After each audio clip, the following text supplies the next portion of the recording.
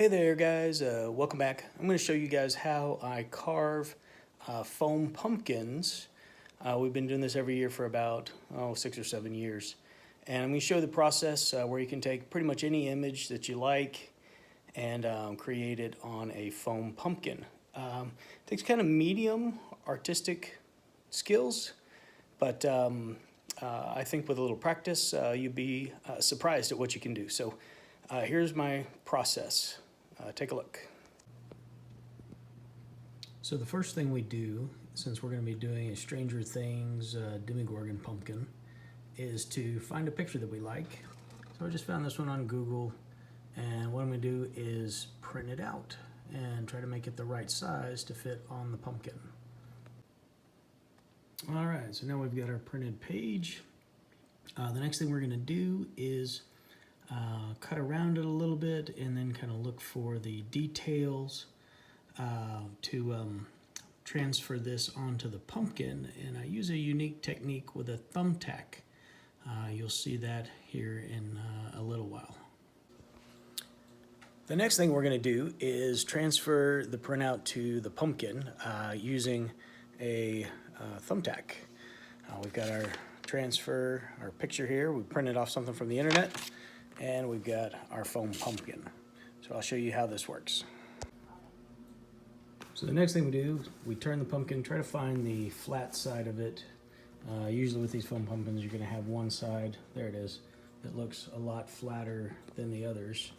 You can see it from this angle a little better. And that's going to be our facing side. And then we're just going to tape the Demogorgon on, cut some of the extra off so that it tapes better on the round surface of the pumpkin. Alright, you can see we've got it taped on. I use the tape just barely on the pumpkin because sometimes it tends to pull off some of the pumpkin coloring if you leave the tape on too long or it covers too much. So in case it does, we're just going to be losing a little bit of color, but that hasn't happened in a couple of years. But the other thing is you may have to add some cuts like this into the paper just so that you can get the folds to get it to lay down. Sometimes you have to do a little fold over on itself, but don't worry about that. It comes out nice, you know, after we have finished carving it. So next we just start tracing around the lines with our thumbtack, just making little points, little punches to trace the outline here in a little bit. So I'll show you what I do here. So about 1 millimeter apart, you just kind of follow the outline, and then we'll go in and start adding some of the detail after we get the outline punched in here. And just about 1 millimeter between each hole, so this part does take a little while. But this is where you don't actually have to be able to freehand what you're doing. Alright, so you can see now I've got all of the little holes punched in. I've got some holes along the main kind of textures and what we're going to use to kind of define. And then the feet, I even had to kind of freehand a little bit because the feet were cut off there. But that's how you get it onto the pumpkin. And as we peel it off, you see the detail and the outline. He's definitely pissed. So next we've outlined the areas that we're going to remove so that our Demogorgon is the solid part, and it's outlined by the light. So I've got just some pencil drawings. As with a pumpkin, you don't want to cut everything out because then it just falls out. So you've got to leave parts connected. And then with a foam pumpkin, you want to make sure that it's going to be sturdy so that you can store them and bring them back year after year. Next, we've got our LED light. Just want to make sure that there's enough room. I found that just cutting the hole out of the bottom is a lot easier than cutting the top and having to reach in each time. Cut the hole out of the bottom, and then you can just lift the pumpkin up and remove the light. Next thing, for carving the pumpkin, we're going to use a dremel or any kind of rotary tool with a very tiny drill bit. We'll run it probably on setting between 2 and 4, and you can switch between really skinny ones or fatter ones, but I can pretty much do everything I need with just this one. It's not the smallest ones tend to break, but this one should work quite well.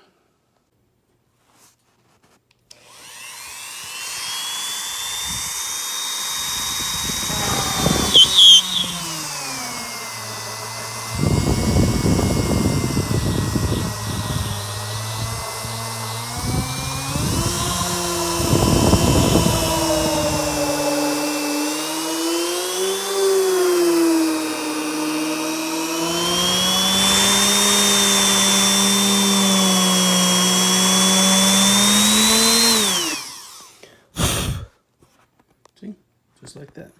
So these are going to be the cutouts that allow the silhouette to be dark and light comes in all around it. So here you can see we've got some of the negative space out, and then in the places where we still want to maintain the line, we do kind of broken lines so that you'll still get the imagery that there's something there, but we've got the connections to keep the pumpkin, keep the design from falling through the pumpkin or getting squashed for later years.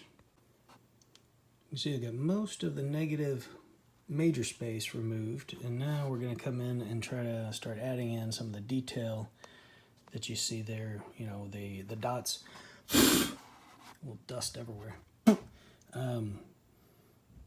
The details that are going to make it really stand out when we have light coming through. And so what I just finished doing was doing the outlines and then going back over them so that we have a nice clean cut hole for the light to pass through.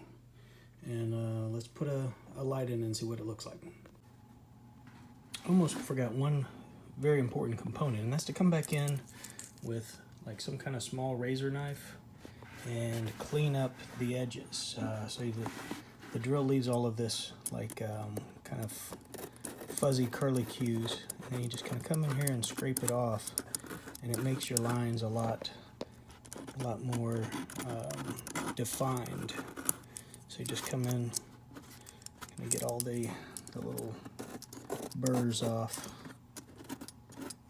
and it really goes pretty quick, but it can really make the difference, make it a lot sharper when you look. I did this leg, haven't done that leg, so it can make a difference, especially whenever it comes to the light coming through. And here is our final product.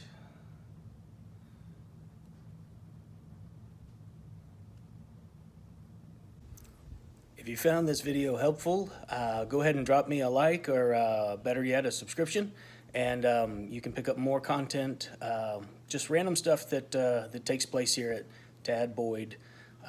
See you next time.